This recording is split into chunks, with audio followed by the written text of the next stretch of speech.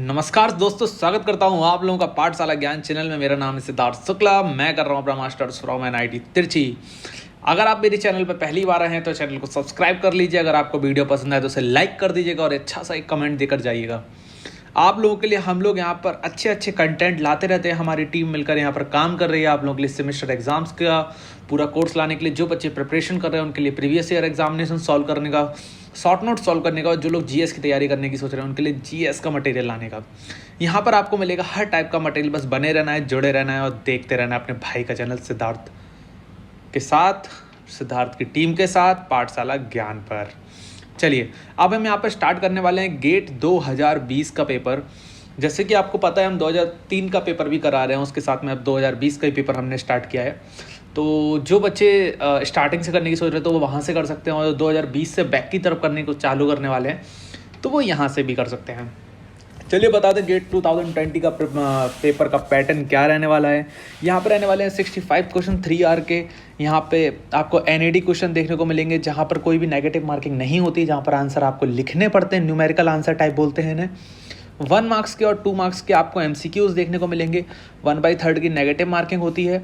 Aptitude, maths, engineering देखने को मिलेगा। 100 मार्क्स का पेपर होता है। आप कह सकते हो कि आफ्टर 2007 जब आईएएससी का पेपर हुआ था, that was the toughest paper in GATE history. उसके बाद आईआईटी दिल्ली ने इस पेपर को कंडक्ट कराया।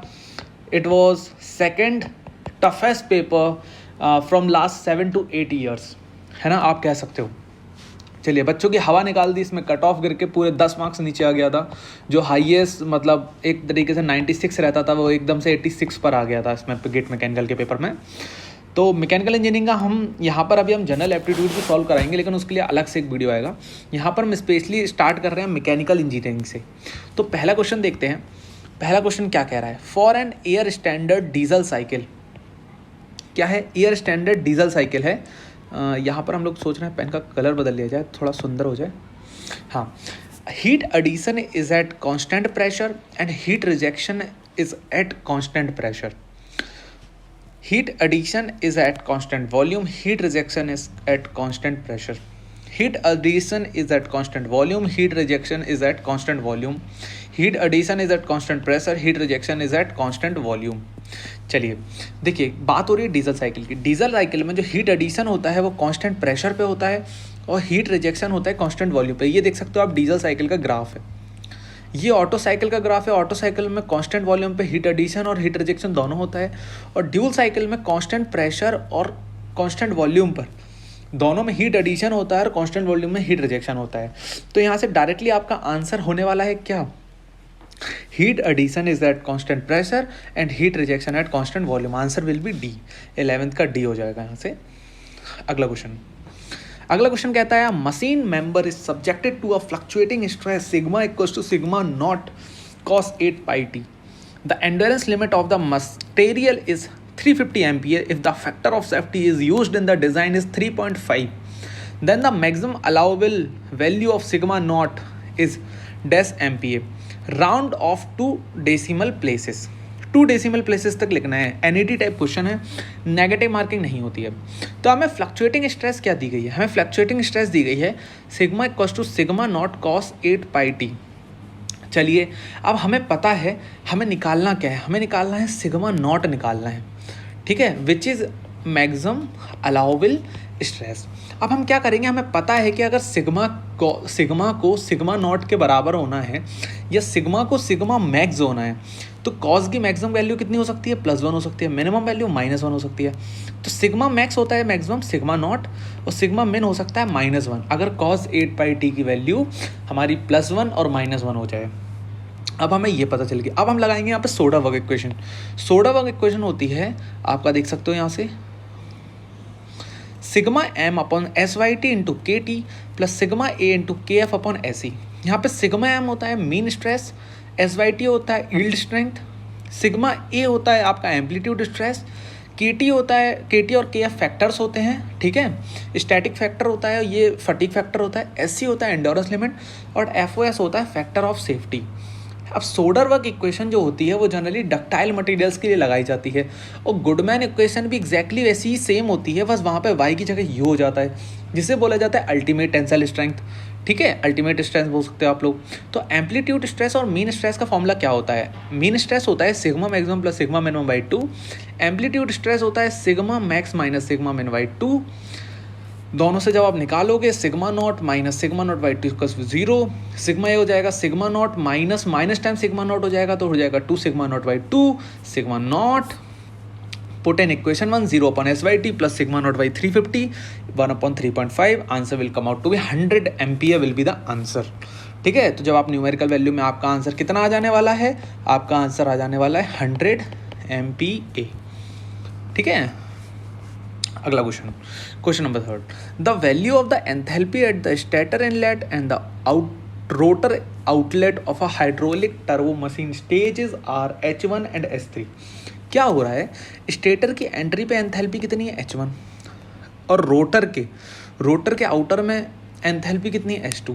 अब आपको पता है पहले जो भी मतलब हमारा हाइड्रो टर्बो मशीन काम कर रही है, चाहे वाटर पे काम कर रही है, तो वाटर पहले स्टेटर में आएगा, है ना, फिर स्टेटर के इनलेट से फिर वो रोटर के इनलेट में जाएगा। स्टेटर के आउटलेट से, ये आउटलेट स्टेटर का समझ लो, ये रोटर का इनलेट समझ लो, ये रोटर का आउटलेट समझ लो, ये इनलेट समझ लो स्टेटर का।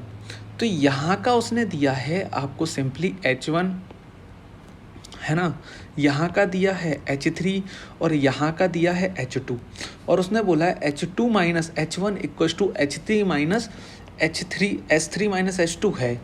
डिग्री ऑफ रिएक्शन पूछ रहा है, तो डिग्री ऑफ रिएक्शन का फॉर्मूला क्या होता है? कई फॉर्मूले होते हैं, तो आपको क्या याद रखना है? सिंपल याद रखो, डिग्री ऑफ रिएक्शन या reaction ratio equals to static pressure drop in rotor upon static pressure drop in each stage. मतलब जो टोटल एंथैल्पी ड्रॉप हुआ है या टोटल प्रेशर ड्रॉप हुआ है, उसमें से रोटर का प्रेशर ड्रॉप या एंथैल्पी ड्रॉप या हीट ड्रॉप कितना था। ये तीनों के तीनों फॉर्मूले आप देख सकते हो, ये डिग्री ऑफ रिएक्शन के हैं। लिख दो, रोटर में ड्रॉप कितना हुआ? H3 minus H2। Total drop कितना हुआ? H3 minus 2 plus H2 minus 1। ये दोनों इक्वल हैं, ये तीनों कट गए, है ना, 1/2 0.50 50%।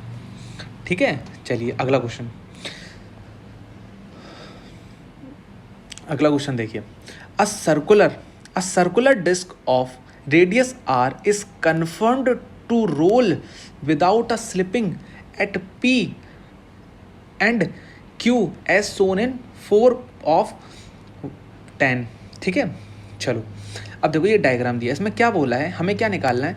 If the plate have the velocity as shown, देखो इसकी वेलोसिटी इस प्लेट की v है, इस प्लेट की 2v है, ये सर्कुलर प्लेट घूम रही है, magnitude of the angular velocity of the disc पूछिए। देखो यहाँ पे कोई स्लिपिंग नहीं हो रही है, स्लिपिंग नहीं हो रही है। हम जानते हैं जैसे हम लोग जब हम स्लिपिंग कंडीशन लेते थे तो यहाँ पे पॉइंट ऑफ कांटेक्ट, है ना, वैल्यू होती थी। अब जैसे एक सिंपल है, यहाँ पे घूम रहा है ना, अगर यहाँ पर हम अगर वेलोसिटी देखें तो हमें यहाँ पता होती थी अगर ये वेलोसिटी v से आगे बढ़ रहा है, ये चीज़ v से आगे बढ़ रही है, तो यहाँ पे वेलोसिटी r ओमेगा होती थी। तो ओमेगा कितना निकल आता था? v/r निकल आता था। ये केस थोड़ा दूसरा है, ये केस इसलिए दूसरा है क्योंकि इसके ऊपर प्लेट जो है उसकी वेलोसिटी अलग है, नीचे वाली प्लेट की वेलोसिटी अलग है, और इसके बीच में सर्किल भी घूम रहा है। तो हमें सर्कुलर की एंगुलर वेलोसिटी कैसे होना चाहिए कि ये भाई जो है ना, यहाँ पे कोई स्लिपिंग ना हो, ये अपना आसानी से मूव कर सके।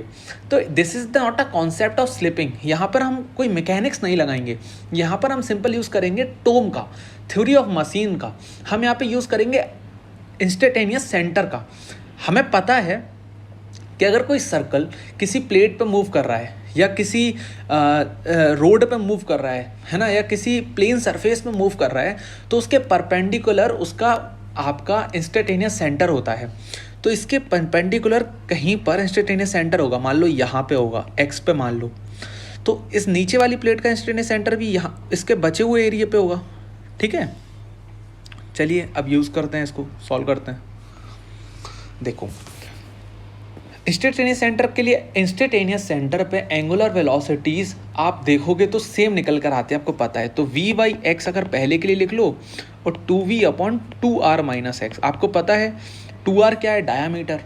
इसको सॉल्व करो तो यहाँ से आ जाएगा आपका v से v कट गया, 2r minus x equals to 2x। तो r इक्वल्स टू निकल कर आ जाएगा यहाँ से, x इक्वल्स टू निकल कर आ जाएगा आपका, x इक्वल टू निकल कर आने वाला है आपका 2r/3 निकल आया। अब हमारा ओमेगा बराबर क्या है, V/X है, तो यहाँ रख दो V/2R/3, यहाँ से आ जाएगा 3V/2R। This is come out the omega, ठीक है, ऐसे निकल आएगा ओमेगा। तो आंसर विल बी आपका यहाँ से होने वाला है C answer. 15, which one of the following statement about a phase diagram is incorrect. इनमें से कौन सा स्टेटमेंट इनकरेक्ट पूछा है उसने, incorrect. It gives transformation rates, solid solubility limit are depicted by it, relative amount of different phases can be found under given equilibrium condition, it indicates the temperature at which different phases start to melt। देखो simple मैं आपको बताता हूँ, हमारा जो phase diagram होता है वो ट्रांसफॉर्मेशन रेट्स नहीं देता है, ट्रांसफॉर्मेशन रेट देता है आपका ट्रिपल टी डायग्राम देता है। Triple T diagram known as time temperature transformation diagram, है ना। आपको ये जो फेज डायग्राम है सॉलिड सॉल्युबिलिटी लिमिट दे देगा, रिलेटिव अमाउंट दे देगा, टेम्परेचर बता देगा, पर ट्रांसफॉर्मेशन नहीं देगा, तो आंसर इज ए। अगला क्वेश्चन आ जाते हैं। Consider the network of activity which each activity named A to L illustrated in the node of the network. ये पूरा नोड है। The number of hours required for each activity is the shown alongside the node. The slack on the activity L is dash R। Slack पूछ रहा है, मतलब finish line तक पहुंचने, तो हमें ये पता है कि हमें क्या निकालना होता है, हमें लॉन्गेस्ट पाथ निकालना होता है, तो हम यहाँ पे वैल्यूज़ जोड़ना स्टार्ट करेंगे। 2 + 4 + 10 + 7 + 8 + 5 + 6 कम आउट टू 42 जोड़ोगे आप। अब देखो 2 + 4 + 10 + 9 + 2, है ना, यहाँ से जोड़ोगे answer will be come out around 31। अब जब दूसरा वाला लोड लोगे 2 + 4 + 10 + 6 + 7 + 9, तो यहाँ से आपका आएगा 40, है ना। ये 2 यहाँ से गायब कर दो थोड़ा सा, यहाँ पे गलत पहले से छप गया है आंसर, तो यहाँ पे जाएगा 40। तो अब इसको यहाँ तक पहुँचने के लिए कितना चाहिए, यहाँ को 2 और चाहिए, तो टोटल 42 हो जाएगा, तो 2 आवर्स का यहाँ पे स्लैक हो जाएगा, ठीक है। यहाँ पर आपके 3 पाथ होने वाले हैं, देख लो ABCFI, है ना, JK ABCFIJ, है ना, कि ऐसे 3 पाथ, तो 2 आवर्स इसका डायरेक्टली आंसर है। ये क्वेश्चन बहुत बार आ चुका है, हद से ज़्यादा बार आ चुका है। In a furnace the inner and outer slide of brick ball K1 = 2.5 W/m² are maintained at 1100 and 700 degree C respectively as shown in figure.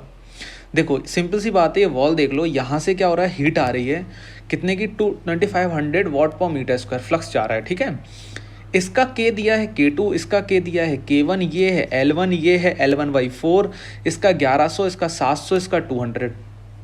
अब सिंपल हम क्या करेंगे, हम सिंपल करा देंगे, हमें पता है, हम इसके लिए सिंपल इक्वेशन इक्विवेलेंट, जो देखो यहाँ से जो हीट पास हो रही है, मतलब जो Q1 यहाँ से पास हो रही है और जो Q2 यहाँ से पास हो रही है, इक्वल है, Q1 = Q2, इक्वली पास हो रही है, तो Q का फॉर्मूला क्या होता है, KA∆T/L होता है।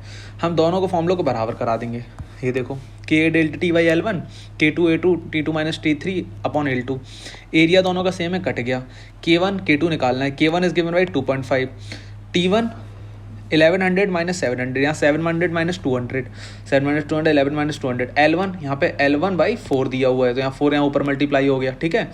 जब सॉल्व करोगे K2 = 0.5। अगला क्वेश्चन बहुत प्यारा क्वेश्चन है। A closed vessel contains pure water in thermal equilibrium with its vapour eight 25 degree C stage 1।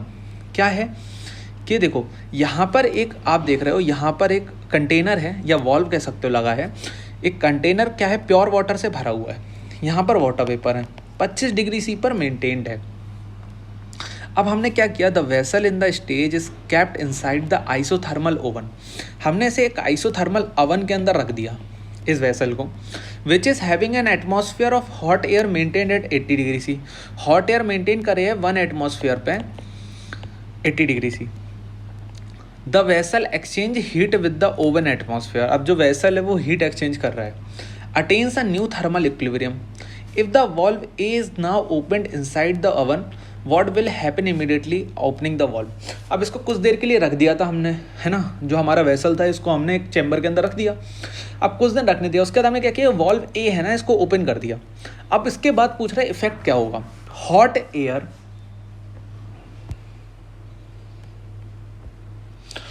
air will go inside the vessel through valve. Water vapor inside the vessel will come out of the valve. All the vapor inside the vessel will immediately condense. Nothing will happen. The vessel will continue remain in equilibrium. देखो क्या होने वाला है, simple मैं आपको बताऊं. देखो यहीं पे देखो, यहाँ पर क्या होगा. देखो 1 एटमॉस्फेयर पे ये मेंटेन है और ये 80 डिग्री सी 1 एटमॉस्फेयर पे मेंटेन है. अब देखो हमारी वाटर वेपर कब बनती हैं, सिंपल बताओ. हमारी वाटर वेपर 100 डिग्री सी पर बनती हैं. आपको पता है 1 एटमॉस्फेयर पे, 1 एटमॉस्फेयर पे कितने भी बनती हैं, 100 डिग्री सी पे बनती हैं. अब टेम्परेचर है कितना, 80 डिग्री सी टेम्परेचर है. इसका टेम्परेचर क्या 25 डिग्री सी है. तो आपको लगता है क्या वाटर वेपर बनेंगी? नहीं बनेंगी. वाटर वेपर आगे बनेंगी ही नहीं. ऊपर से क्या होगा, 100 डिग्री सी मेंटेन तो कर नहीं पा रहा है. तो जो थोड़ी बहुत जो वेपर होंगी ना वो भी कंडेंस हो जाएंगी. जो पहले से इसके अंदर ये वाटर वेपर भरी थी यहाँ पर, ये भी कंडेंस होकर पानी बन जाएंगी. क्यों? क्योंकि उतना टेम्परेचर ही नहीं है वाटर वेपर बनने वाला, है ना. तो अब यहाँ पर क्या हो जाएगा, ये जगह खाली हो जाएगी. यहाँ पर जो प्रेशर होगा वो कम हो जाएगा, है ना. तो हम जब इस वॉल को ओपन करेंगे तो ये बाहर वाली जो एयर है इसके अंदर चली जाएगी, है ना. तो hot air will go inside the vessel. ठीक है दोस्तों, चलो अगला क्वेश्चन. अब देखिए डबल इंटीग्रेशन का क्वेश्चन है. x tends to 0 to 1, y tends to x square, X Y square dy dx, then i may be also be expressed as. अब देखो ये 4 दिए हैं, है ना. डबल इंटीग्रेशन का क्वेश्चन है, हमें सही आंसर बताना है. लगाएंगे क्वेश्चन को सिंपल. ऑर्डर ऑफ इंटीग्रेशन में हम लोग आ जाते हैं. हम आपको बताते हैं यहाँ पर ऑर्डर ऑफ इंटीग्रेशन का यूज़ हम क्यों करते हैं. ऑर्डर ऑफ इंटीग्रेशन का यूज़ करते हैं तो प्रॉब्लम को ईजी करने के लिए. कई बार हमारी जो लिमिट होती है हमें बहुत टफ हो जाती है हमें वो सॉल्व करना, तो हम ऑर्डर ऑफ इंटीग्रेशन करके हम लोग लिमिट को ईजी बनाते हैं. अब हमें पता है कि देखो हमारा 0 से एक्स स्क्वायर का कर्व है, एक्स स्क्वायर से 1 का कर्व है, एक्स वाई स्क्वायर इक्वेशन है. तो पहले y बराबर 0 से y बराबर एक्स स्क्वायर बना दिया, तो ये हो गई y बराबर एक्स स्क्वायर की इक्वेशन. x बराबर 0 से 1 बना दिया, ये बना दिया 0 से 1. अब हमें पता है यहाँ पर हमारी ऑलरेडी पहले वर्टिकल स्ट्रिप थी, इसीलिए y की लिमिट कितनी थी, 0 से एक्स स्क्वायर थी, x की लिमिट 0 से 1 थी. अब हमें वर्टिकल को हॉरिजॉन्टल स्ट्रिप बनाना है, ये बना दिया हमने हॉरिजॉन्टल स्ट्रिप. अब हमारा x कितना हो गया, x हमारा हो गया 0 से इस कर्व तक, तो कितना हो गया √y(x), और हमारा y कितना हो गया, हमारा y हो गया 0 से 1. हमारा y कितना हो गया, हमारा y हो गया 0 से 1, है ना. सिंपल बात है. तो y बराबर 0 से 1, x बराबर 0 से √y. Answer will out to be, answer is C, 0 से 1 √y से 1. चलो आ जाओ. The number of qualitatively distinct kinematic inversion possible for Grashof chain with 4 revolute pair. तो कितने इन्वर्जन पॉसिबल है. बहुत सारे लोग 4 मार के आएंगे, बहुत ही ज़्यादा बड़ी गलती कर देंगे. आंसर है 3, है ना. सिंपल काइनेमेटिक चेन में आपके 4 इन्वर्जन पॉसिबल होते हैं, पर ग्रासहॉफ चेन जो होती है इसमें आपको 3 इन्वर्जन मिलते हैं. कैसे? Double crank rocker. तो आंसर इज 3 नॉट 4. तो आंसर विल बी सी. ये मैंने कराया आप लोगों को 2020 के सेट 1 के 10 क्वेश्चन को, अभी 10 क्वेश्चन को सॉल्व कर चुके हैं. धीरे धीरे हम लोग 6 वीडियो में आपके पूरे 65 क्वेश्चन को सॉल्व कर लेंगे गेट 2020 के पेपर को. ठीक है दोस्तों, तो आपको हमारे साथ बने रहना है. चैनल को सब्सक्राइब कर देना है. वीडियो पसंद आई तो उसे लाइक कर देना, कमेंट कर देना अगर कोई डाउट हो. मैं बाकी आपको कोई भी क्वेरी आप मुझसे पूछ सकते हो इजीली. इंस्टा और फेसबुक की लिंक दी गई है, आप अपने क्वेश्चंस को शेयर कर सकते हो. मैं आपकी हेल्प करने में पूरी